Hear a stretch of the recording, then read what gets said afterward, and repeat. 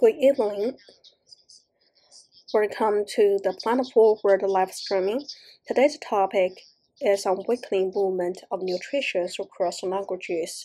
I'm Liu Xiaoya, head of programs at ACTAsia China, and also your hostess for this event. The Planet Forward initiative was launched by Compassionate Choice Network, which was founded by ACTAsia in 2022 in collaboration with 10 member organizations across Asian countries. The initiative aims to encourage billions of people in Asia to understand how their daily dietary and consumption choices impact people, animals, and the environment, so as to promote responsible consumption and sustainable lifestyles. How to intake nutrition and maintain good health in a scientific way is relevant to all of us. In June 2024, the National Health Commission announced the launch of the Weight Management Year. Last March, it even launched a 3-year action plan for weight management to promote healthy lifestyles and strengthen chronic disease prevention. Today, we are very glad to be joined by Hailey Chen, Chinese Program Director for Nutrition Facts.org, a non-profit organization founded by Dr. Michael Greger, to discuss nutrition and health. Hailey will share her experiences promoting nutrition facts that can save lives and provide insights into cutting-edge nutrition science. Welcome, Hailey. Thank you, Xiaoya. Glad to see you. As mentioned before, we know you are the Chinese Program Director for Nutrition Facts. Do you have any other roles you would like to share with us? Well, actually, I studied translation and interpretation in university. After graduation, I first worked as a medical interpreter at a hospital in the United States.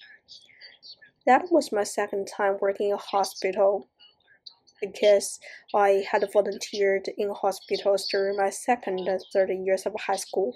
Back then, I worked at the service desk. After leaving the hospital, I began promoting a comfortable lifestyle, and I completed Cornell University's online plant-based nutrition certificate program. Around 8 years ago, I joined Dr. Greger's team. That's pretty much my background. Got it. So you have been with the Nutrition Facts team for 8 years now.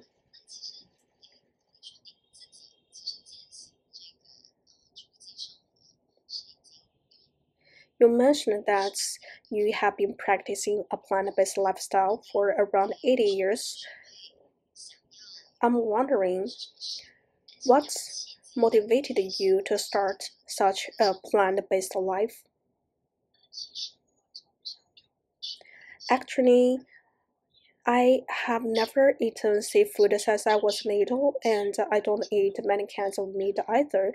When I was a kid, I basically only ate chicken and pork. Around 80 years ago, I happened to watch a video about a slaughterhouse. I was quite shocked and sad at the same time, so from that time on, I stopped eating any meat. However, I continued to eat eggs and dairy products until 3 years later when I saw information about how animals were treated in the egg and the dairy industries. At that point, I stopped eating eggs and dairy too and became a vegan. It has been around 80 years, but I don't really feel like I'm sticking to something. It's more like it's just a part of my life. It's so natural, I would say.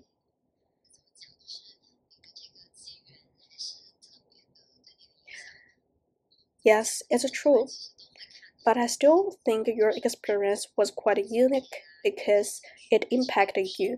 Many people might have watched some videos and documentaries and read some books like what you watched and read. Some of them will feel the impact, but the impact will not last, so after a while they will return to their old way of life. So I think your experience is quite unique. It seems that some people were born so not like eating meat, and some people just made the decisions to totally give it up and become vegan. So it's very inspiring. Yes, I was shocked so much at that time. Why did you decide to join Nutrition Facts? There was also a story behind that. When I first became vegan, I wasn't eating particularly unhealthily. However, since health wasn't my top priority at the very beginning, I might have overlooked some things. Around 8 years ago, by coincidence, I came across Dr. Greger's books and videos. That was when I realized that even though I was already vegan, I could eat in a healthy way. For example, I could switch from white rice to brown rice or make other minor adjustments. So I feel quite lucky to watch Mr. Greger's videos and read his books at that time. Then I realized that his team was planning to develop some Chinese content, so I joined the team. Could you please share with us during your 80 years of practicing a plant-based life, how have you felt or what's the biggest benefit that such a lifestyle has brought you? I think there is a big benefit.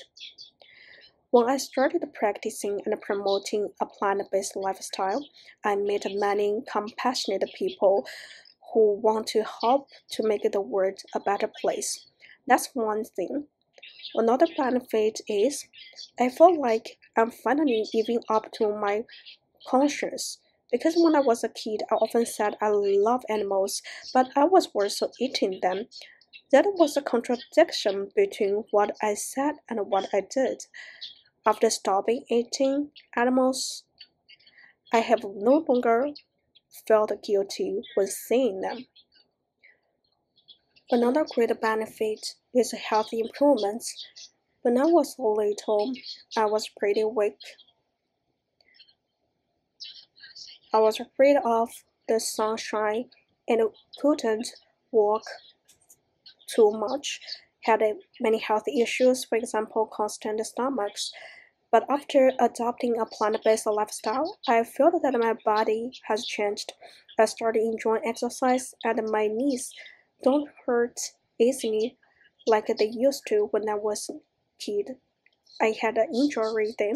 Even period pain is gone, so the health benefits have been quite significant. Yeah, it has helped you a lot. I think you look very positive and energetic in your photos, and you stayed outdoors quite a lot, but you said you disliked walking and exercise when you're little, which is quite surprising. When I was a kid, I had a knee injury, so I didn't have to attend a PE class. I could skip the exercises and have a good rest. Then would that likely lead to some problems? For example, the less you move, the less you want to move, then you will totally lose your desire to do so, right? Yes, I started a plant-based diet years ago. I also began cycling and doing other exercise, and in recent years, I also started running, which was completely unimaginable when I was a kid. So can I take it in that way a pure plant-based diet has helped your knees recover?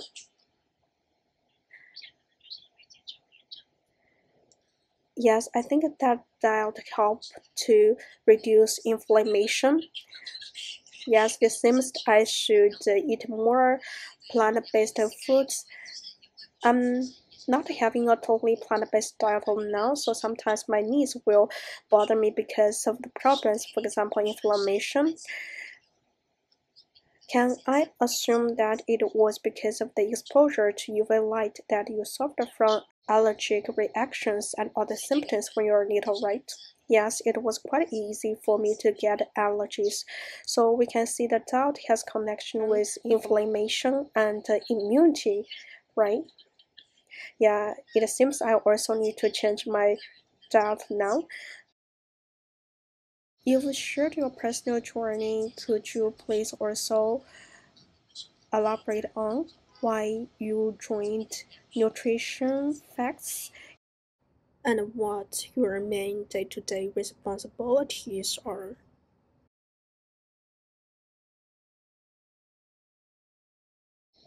Okay, first, let me introduce Dr. Greger and his research team a little bit. The team would read almost all English nutrition journals published each year. After that, they would select some useful and interesting content and turn it into videos and articles. Currently, the team has created over 2,000 such videos.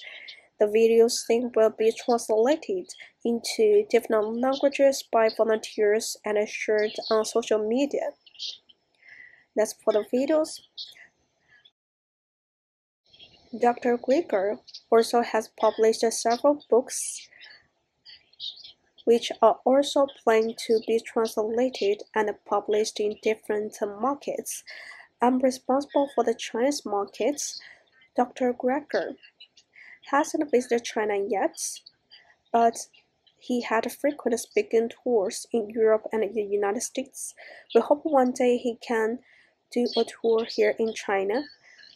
So I'm helping him localize some contents. I hope to take this opportunity to thank our volunteers. We have so much content that it is impossible for us to do the translation all by ourselves. We have many volunteers who dedicated their time outside of their regular work to helping us. So it's teamwork.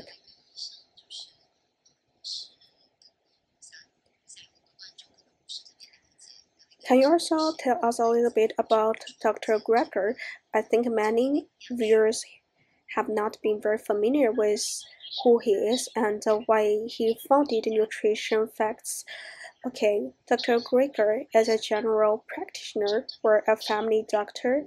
The reason why he chose that career was because his grandmother had a severe heart problems when he was 65 years old.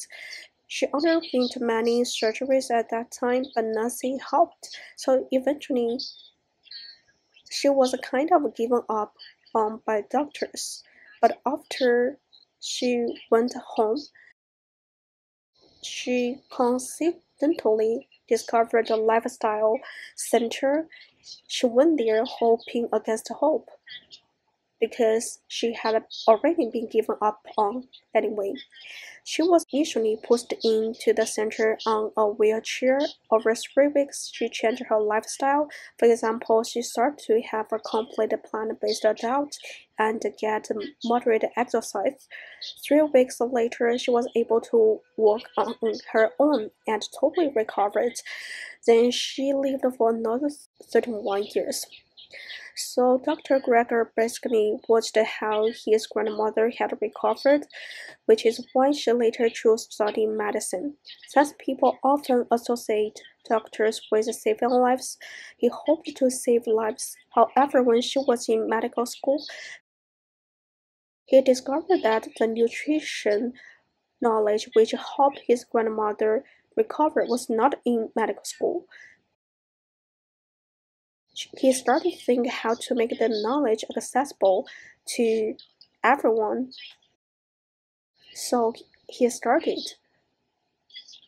reading some nutrition-related materials himself, transforming them into videos and articles, and sharing them online for free.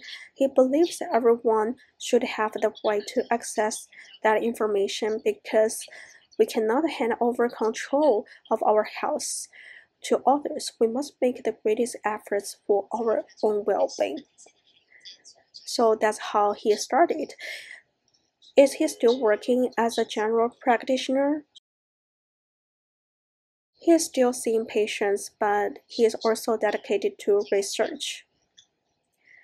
Yes, after all, nutrition science is developing, and it will take him a lot of time and efforts to study that field. He's constantly doing research and writing books. He is quite busy, but he told me when I asked him what he likes to do on weekends, he said that he likes most is to work.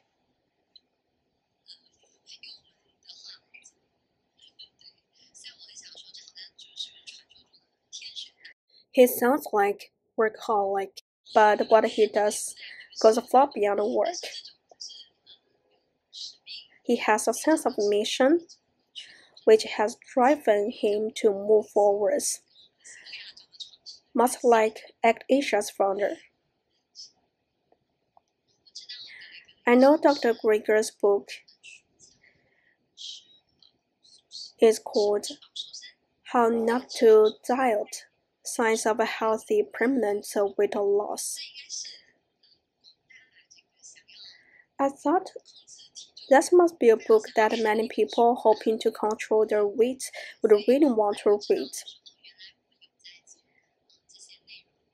I also found that you are trying to localizing that book and make it known to more people, which makes me very happy. Because often people might just not be very aware of the importance of nutrition, even though we have dietary guides, but they are ignored because we are more accustomed to eating and living according to our ancestors' or families' habits. It's unlikely for us to check the dietary guides before each meal and measure how much we eat. So I think the book is quite helpful. How Not to Doubt was published in China in that March. The green one, right? Yes, the green one. The book is very interesting, but honestly, I haven't finished it because it's very thick. Yes, Dr. Greger's books are very thick. All his books so thick. Yes, his books are getting thicker and thicker.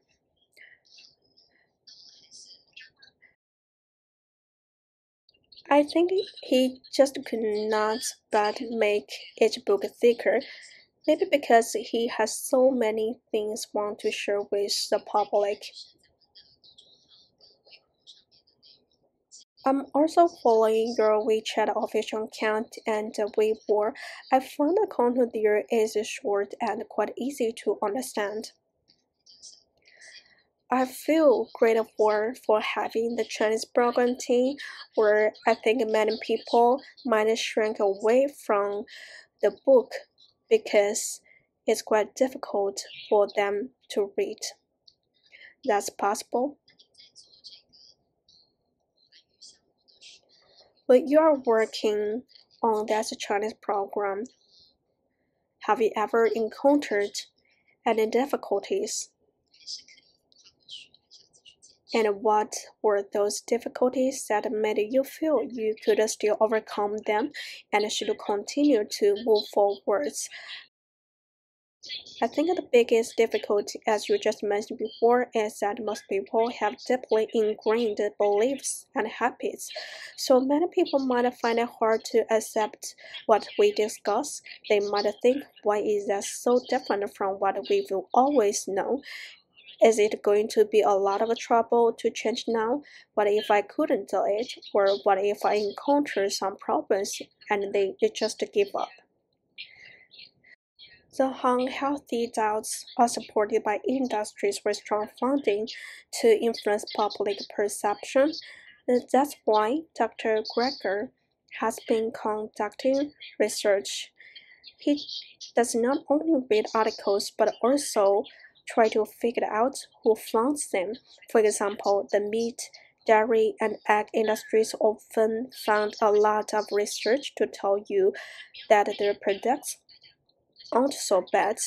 Dr. Greger doesn't demand people to blindly believe him or think whatever he says is right. Instead, he wants to provide scientific evidence so everyone can make the best decisions for themselves. He often says some people ask him, "Can I eat that? Can I eat that?" But he will say, "I'm not here to tell you what you can eat or what you cannot eat. I just want to tell you what the consequences eating that things might bring, and then you can decide if you are willing to bear those consequences or not." Doubt isn't a black and white issue. Any step towards a healthier lifestyle is good. Some might stress so much on eating healthily so that they feel immense pressure.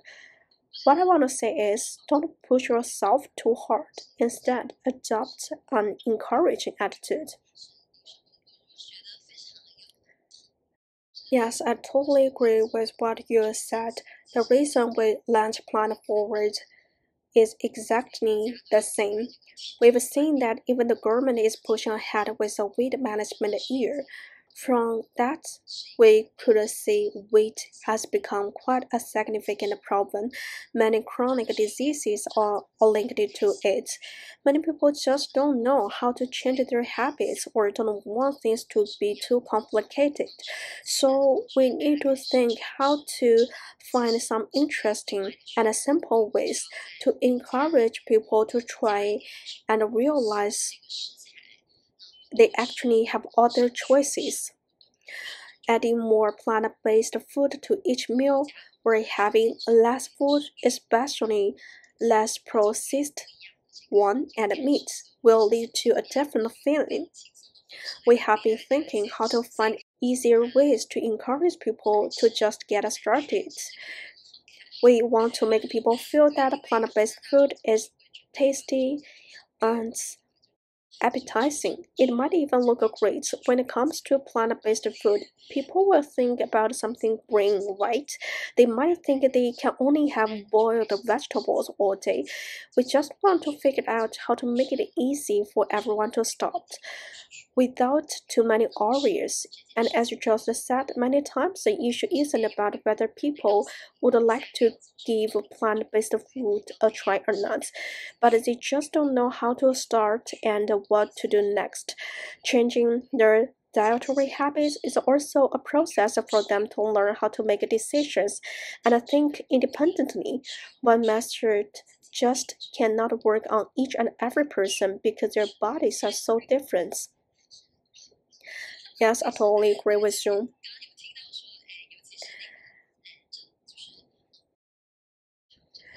I just heard you mention that Dr. Grieger would check the sources of what he reads. I completely agree with what he did because information comes at us so fast now and it's everywhere. We really need what we call critical thinking, namely the ability to tell what is true and what is not. We should have the habit of checking the sources of information. Or, as you mentioned before, many industries are funding advertisements. Sometimes when we make consumption decisions, we think we make the correct decisions. However, if we go deeper, we will find that the decisions might be impacted by some advertisement that we have watched before. So the decisions might be based on some wrong information. So it's critical for us to be able to tell what is true and what is not.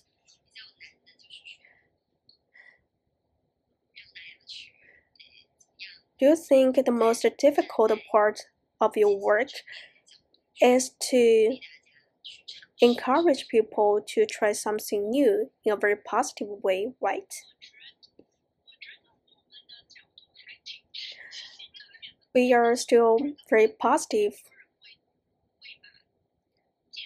Many people view health in an all or nothing way. They think if I cannot do it 100%, I won't do it at all. But that's not how it works. Just like Dr. Grieger said before, we can take the Lunar New Year's as an example. Some people might think if I should eat in a healthy way, how do I handle the Spring Festival when the family should eat together? Should I eat alone? However, it doesn't work like that. Dr. Greger emphasized that what you eat on special occasions isn't as important as what you eat daily. What's important is your habit. I hope that everyone can understand. They don't need to stress out. If doing so will bring you a lot of pressure, it will be difficult for you to persist and for you to enjoy the process. which means it will be hard for you to stay healthy. Yes, that will bring a lot of pressure. I think what ACTAsia is doing is also crucial. You are transforming the effort into something fun and engaging with high participation. I'm thinking whether most of the NPOs face the same challenge, that is how to bring behavioral changes and more importantly, how to get people to simply start and give it a try. It's really a big challenge, isn't it? Yes, it is. I think there is another challenge.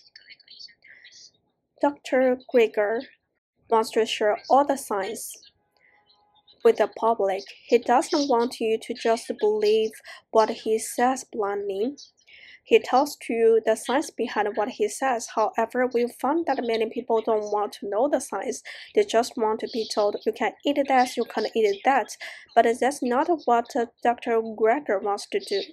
So sometimes there can be a disconnect. Some people get frustrated. They just tell me what I can eat. Don't tell me the science behind it. I completely understand. I think to some extent human beings just tend to shy away from households, right? If there are two options and one offers a more direct path to getting what I want, definitely I will go for it. It's totally understandable. ACTAsia is promoting the Planet Forward initiative, which is part of our consumer education effort. Also, we are working on children's education. Why do we focus on children's education? That's because we've noticed there are so many social problems. We shouldn't address just the surface issues. Instead, we should address our problems at the root, or it will be like patching one hole only to have another appear elsewhere. I think people should start to create their own values and ways of thinking from a young age, or they will fail after a certain age. They have to work extremely hard to change their mindsets. That's precisely why we believe it's essential to start these practices from a young age and learn how to make responsible decisions for themselves, animals, and environments. I also think it's quite important for them to form the ability of telling what is right and what is wrong. Otherwise, if you just ask for the answers all the time, you might be deceived.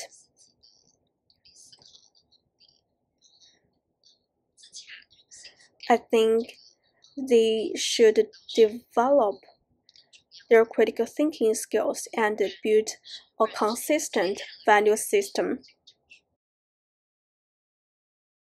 I read Dr. Grieger's book today, where he said we should follow the daily lesson. But people might feel unhappy while following the suggestion. If they lack the ability to adjust their approach or to analyze specific problems, they might live an unhappy life. They might constantly tell themselves they should follow what they perceive as the correct path, even if it makes them unhappy. As you mentioned before, that will not bring them health.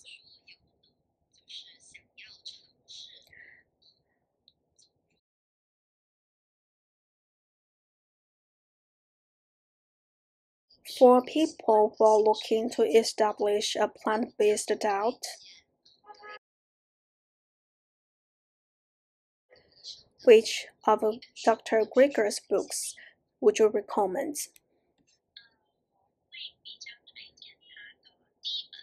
I would recommend his first book, How Not to Die.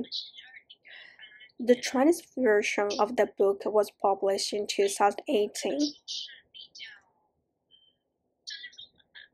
It's a great introduction book. It explores the top 15 health killers and what we can do to prevent and even reverse those health issues. The English version came out in 2015. What Dr. Greger does often is update his thoughts as science constantly evolves and new information emerges. Therefore, he will be releasing a revised edition of the book this year. The Chinese version maybe will be available next year. Look forward to seeing it. So, in the book How Not to Die, Dr. Greger not only discusses scientific eating, but also explains how scientific eating can help to reverse certain disease, right? Yes. He also proposed a new concept that is the daily dozen checklist. The list is a result of his many years of dietary research. It contains food that he believes everyone should consume daily. The daily dozen includes suggestions not only about food but also about water intake and exercise. He categorizes food into different groups and recommends daily intake amounts for each. Take beans as an example. There are many different options like lentils, soybeans, and other types. Since everyone has what they like and dislike, they can choose what they prefer. The same goes for berries. For example, in China, berries are very common. Sometimes people complain that the blueberries are very expensive or hard to find. But you don't have to eat blueberries. Berries are also a type of berry. Yes, berries is also a kind of berry. I didn't notice that before. So I think the list is quite helpful when I first started eating a plant-based diet. I would also refer to that list to see if I was missing anything. When shopping for groceries, I would check what I need to buy. I would check my breakfast and lunch to figure out what I still need for dinner. So I think that list is quite helpful. We can have a look at that daily dozen checklist. Vegetarians in China often eat a lot of soy products, or things like dried tofu skin or tofu considered part of the beans. Yes, they are part of the beans. They are made of soybeans. Tofu and dried tofu skin are made from soybeans typically. Yes. I noticed the list does not include mushrooms. I'm wondering, are mushrooms recommended or not? Actually, Dr. Greger talked about mushrooms and said mushrooms should be a separate category, but the list would become so long, so he puts mushrooms under vegetables. You can check the diagram. Let me look at the diagram. Next to the carrots, you can see the symbol of mushrooms. There are different categories of vegetables, including green leafy vegetables and also cruciferous vegetables. It's recommended to have cruciferous vegetables each and every day, including broccoli, cabbage, Chinese cabbage, and kale. Actually, I don't think so much about what I eat every day. When I eat, I just think about how to balance fiber, protein, and starch that I consume, nothing else.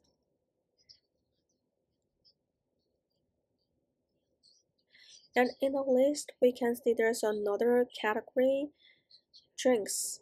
Drinks basically mean water, right?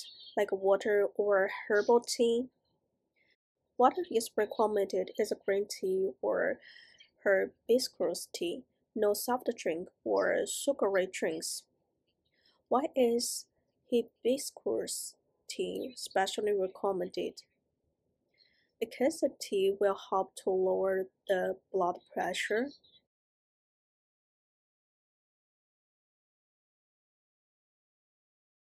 I just remember that I had a cup of hibiscus tea a couple of days ago, but my blood pressure is on the low side, so I might have drunk something wrong. Dr. Greger actually provides many examples for each category, but there are more to explore. It's just impossible to include everything in each category. He just offers examples to make it easier for people to understand. Similarly, for exercise, he suggests to do exercise for 90 minutes. You can either do 90 minutes of moderate intensity exercise or 40 minutes of high intensity exercise. He also gives many examples for moderate intensity, such as yoga or Tai Chi. High intensity exercise is the kind where you can't easily talk with others while doing it, like running or boxing.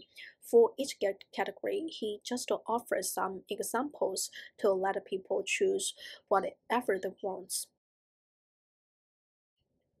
I heard another way to distinguish different kinds of exercise, for example, by heart rate. Does it work? I heard about that methods before, but Dr. Greger didn't mention about it. He used a very simple method. If you cannot easily talk with others while doing the exercise, then that's high intensity exercise. Actually, people may have different standards for what is moderate intensity and what is high intensity. That depends on each person's physical condition. For example, I don't do any exercise. What I do most is talk in meetings. For people like me, it's kind of impossible for us to try something intense. For example, 60 minutes of moderate intensity exercise rate. Yes, I think it really depends on each person's condition. Perhaps some people are very picky eaters. They might really dislike a certain kind of food. In those cases, I don't think you should force yourself to eat it. Can't take it like that. There isn't any single food that is absolutely irreplaceable, right? Dr. Greger said that every food is unique, so the best approach is to eat a wide variety of foods. Then you can obtain the unique nutrients from each type. But if you really dislike a certain kind of food, I guess there's nothing you can do, just do what you can within your capabilities.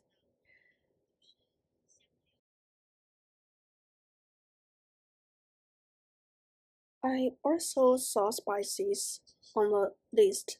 And one example is turmeric. Yes, it's just one example of the spices. Dr. Greger believes that turmeric is very healthy, so it is recommended to eat 1/4 teaspoon daily. However, I really dislike the taste of turmeric, but because of Dr. Greger's suggestion, I will eat 1/4 teaspoon each day. Sometimes I add it directly to soy milk, and sometimes I just eat plain with water. After eating it for a while, I find it's not so bad. Yes, usually I also put it into soy milk and I stir it well. Then I typically will add some cinnamon. I noticed that black pepper can help with absorption. However, I put my black pepper in the kitchen, so I'm often too lazy to go to get it. I just drink the turmeric. So only 1/4 teaspoon is enough, right? Yes, it's enough. Then it's not so hard. Actually, other spices are great too. Dr. Gregors pointed that when you're cooking, you can add different spices. The yellow rice commonly eaten in India probably has turmeric, right? And the same spice is also used in India's medicine, but I still prefer having it in curry. I cannot quite accept it mixed into rice. You don't need to force yourself to take it in a specific way. It's important to enjoy what you eat, right? Yes.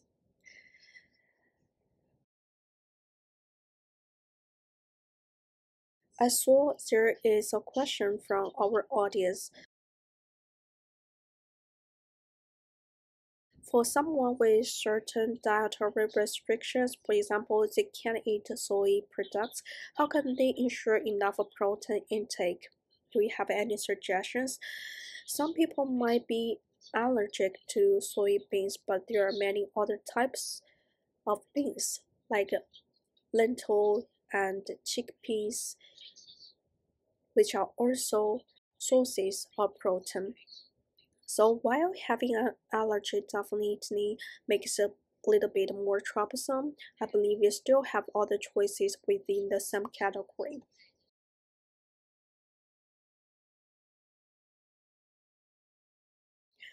There are different types of beans.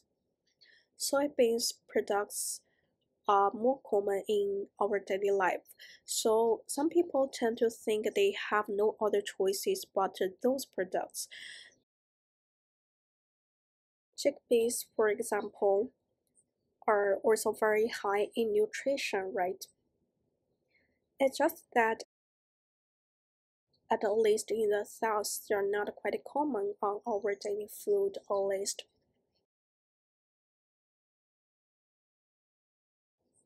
I think it's quite interesting. Since I started eating more vegetarian meals, I've discovered a lot of different plants and beans I had never tried before.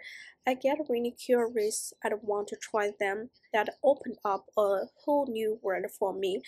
I found so many different types of beans and vegetables that are easy to cook and really delicious. I started experimenting how to make them taste great, which is quite interesting and fun.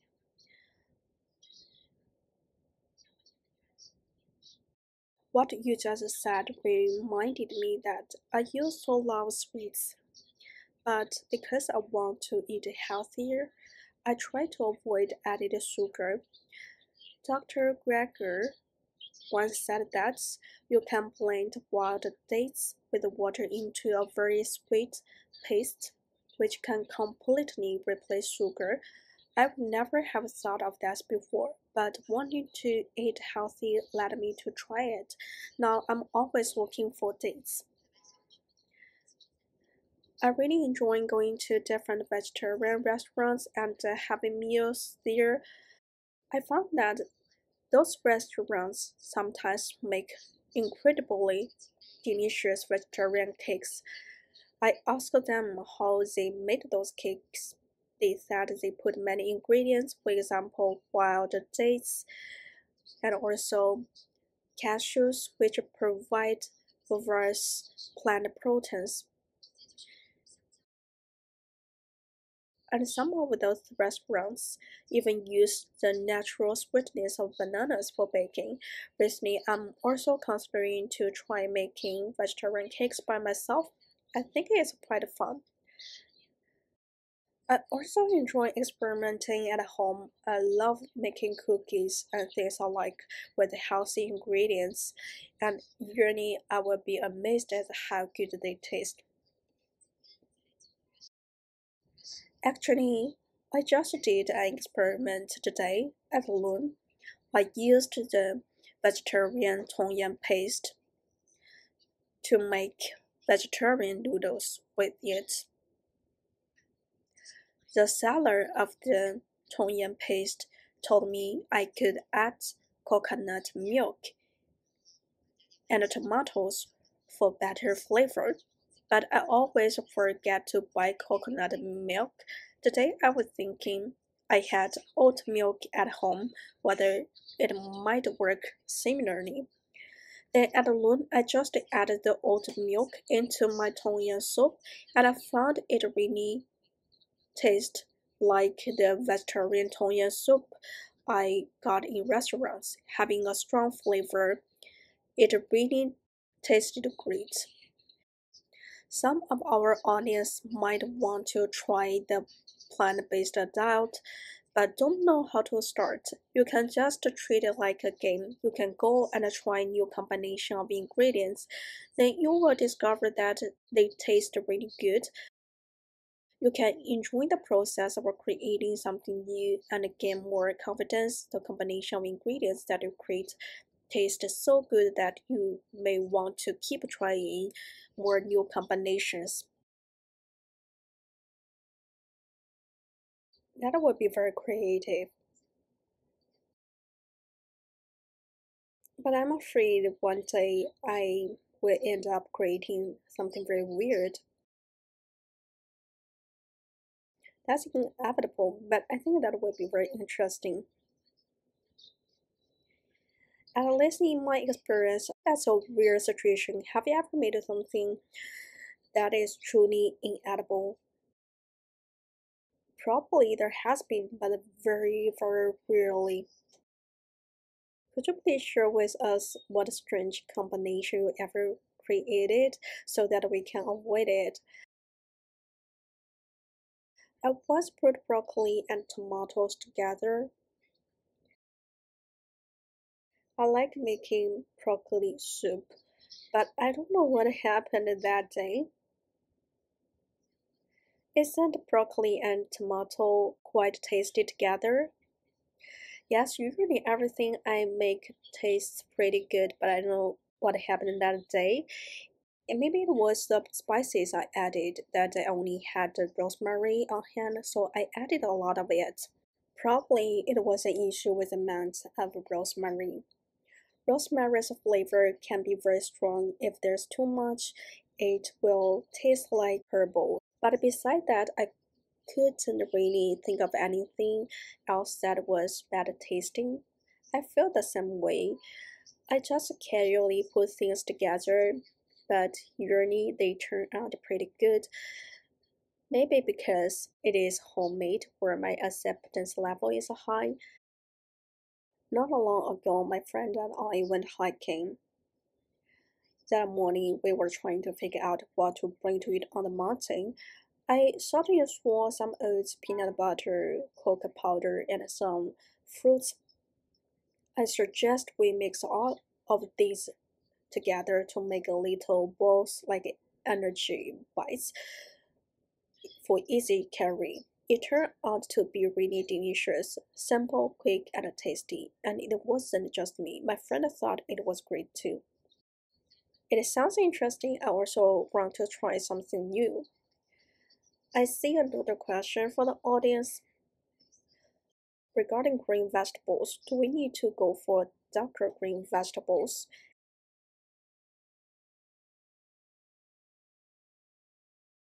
Actually, the greener the better, but I think it also depends on individual preference. Dr. Greger would say, no matter what, the more you eat, the better. If possible, you can try to choose darker green vegetables, but ultimately it still comes down to what you like. However, you can accept dark green vegetables, give them a try. As you said, if I really dislike a cow, there's no need to force myself to eat it. I can choose other options. There's another question. Some people say that eating too much vegetarian food can lead to malnutrition and make the body weaker. authors say that a vegetarian diet can make people healthier and live longer. Which statement is more scientific? First, you have to consider where those statements come from and whether there is evidence to support the claims.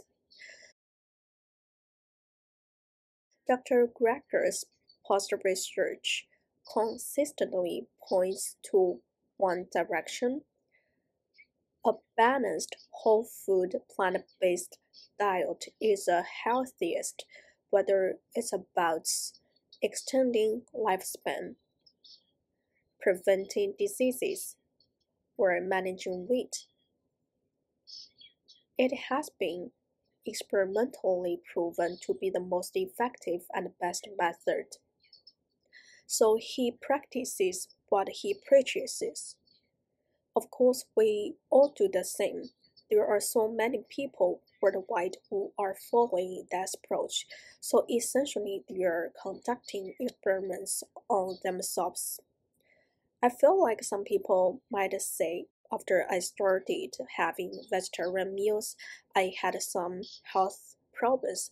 But actually, in that situation, I would say that is why we don't recommend people eat a vegetarian diet. We recommend a plant-based whole food diet. Many people say they are vegetarian, they are not healthy. In fact, what they are eating might be highly processed vegetarian food, for example, vegetarian burgers or vegetarian pizzas. So it depends on what kind of vegetarian diets you are following. And there are some issues that really require attention. For example, many people might ignore the importance of supplementing vitamin B12. That kind of vitamin is very important for our nerve health and other aspects of our body. So Dr. Greger also suggests that vegetarians should pay special attention to the supplements. So it is suggested to supplement only B12, right? Yes. However, if you don't have sufficient sunlight, supplementing other vitamins is also advised. I might have taken too much. I take a vitamin B complex. Dr. Greger suggests having B12 supplements. He said that if you can have the nutrients in food, you should get them from food. Only supplement what you cannot obtain. Yes, getting it naturally is definitely the best. Yes. There's another question. What's the recommended daily B12 dosage? Dr. Greger suggests supplementing 50 micrograms daily.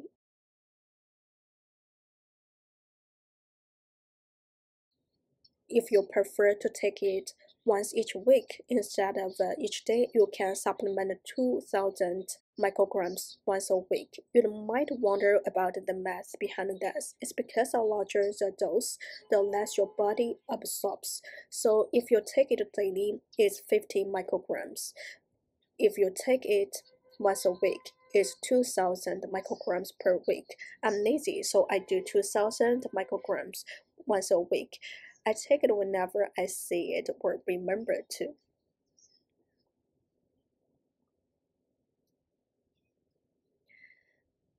There is a question about the dates. What is a date?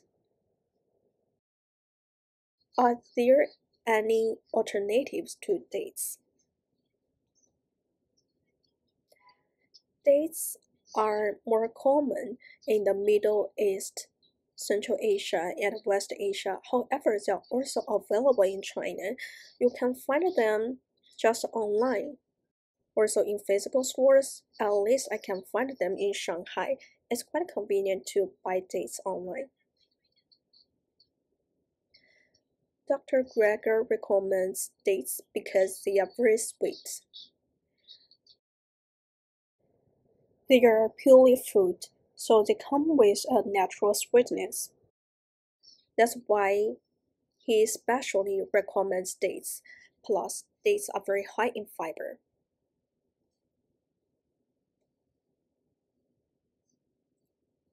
Definitely, I will buy some dates.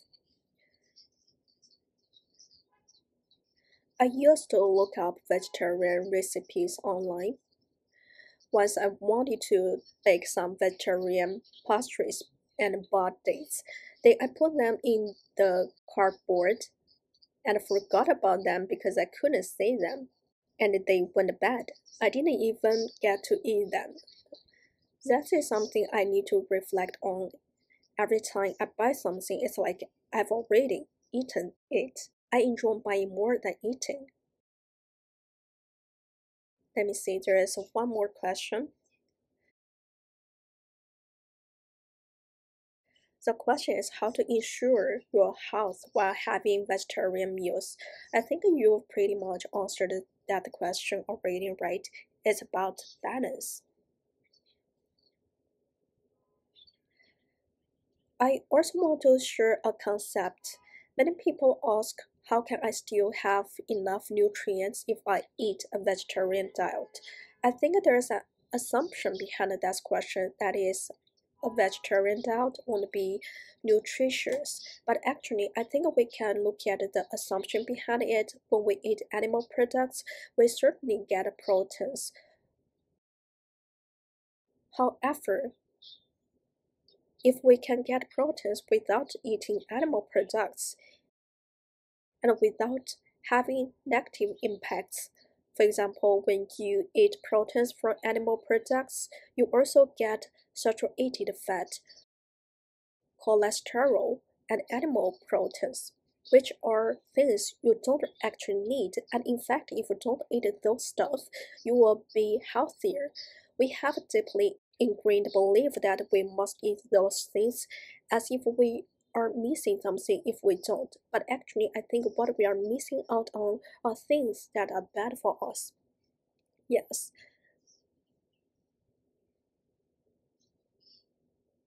I often see quite a lot of people will say it's really hard for us to have such a good life today. Compared to the past, we have a much more food choices available now. Why should I restrict my diet?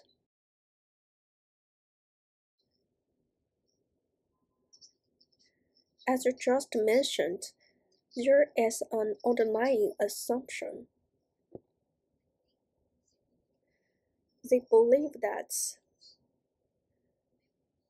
a fully plant-based diet isn't good, which is why they feel they need more choices of food. Actually, I think it's a pity.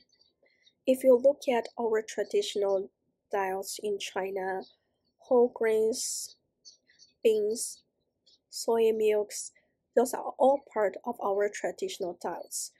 Those high fat, high sugar, processed food are all westernized food. No one used to drink milk before. Yes, I don't drink milk either. I couldn't drink it since I was little. So in fact, if we could continue to eat in the traditional way, it would actually be better for us. However, westernized diets have brought us many negative impacts, but we might still feel in our hearts that this is a sign of wealth, as if it means we are living better. But I actually think that's not the case, it's quite the opposite. I can only say the advertising has been quite successful in brainwashing us. Some TV shows and movies we watch daily have instilled in us some misconception. If I'm wealthy, I should eat a certain amount of meat or something, right? But going back to what we said earlier, we really need to think the conceptions we have received are really correct. In reality, they are just ideas that others have instilled into us. Yes, it's not just about the diet. I think lifestyle is the same. Our current way of living is consumerist, right? We have so many choices and everything is so easy to acquire, which makes buying things incredibly simple. We end up buying a lot of things we don't necessarily need, but rather things we want, not truly essential items.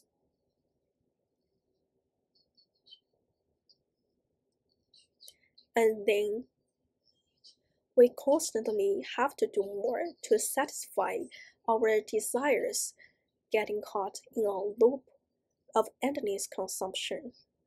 Yes.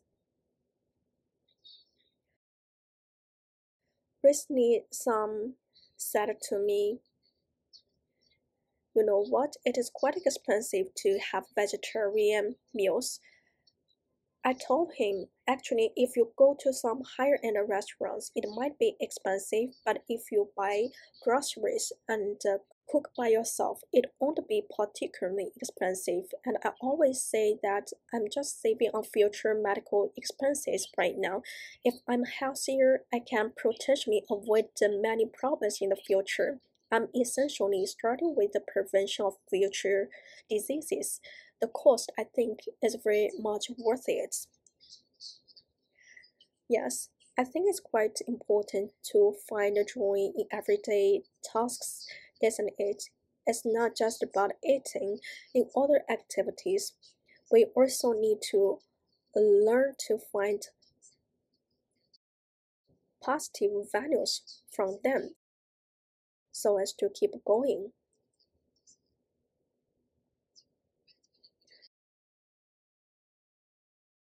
Otherwise, you can't help but wonder the meaning of life. Yes, that's right.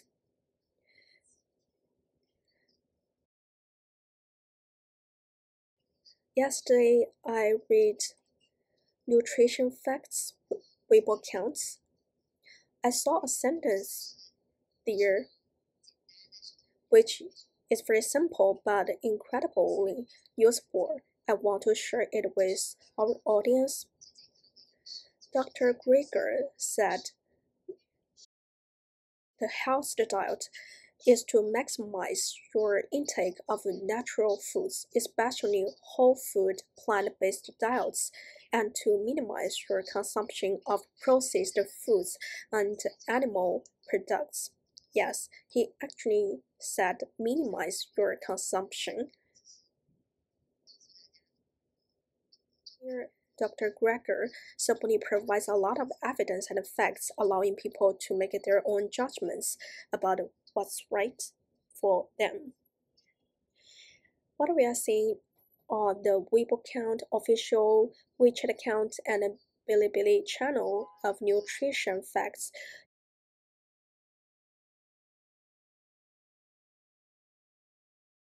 If you found today's live streaming helpful, we hope you can share it with others, with at least one of your friends you think need it, or with your closest friends and family. The cause of public welfare needs everyone's support. We hope you will give us a like and follow us. Alright, currently under the Plan Forward initiative, we launched a bingo challenge. It is still going on. Everyone is welcome to follow the ACTAsia's official WeChat account to learn how you can participate in the 2025 Plan Forward Bingo Challenge and even win a gift. Hailey, do you have any final thoughts you would like to share with us today? I think the main thing I want to say to everyone is keep going. It's okay to encounter some difficulties. Just don't be too hard on yourself. Take one step each time, moving forward slowly. Then you will see your changes. Yes, we need to observe carefully and discover the changes in our own bodies, right? Hailey, thank you for your wonderful sharing. And also to our audience, thank you for tuning into this live streaming. The webinar for today is here. I wish all of you good health. Thank you. Good night.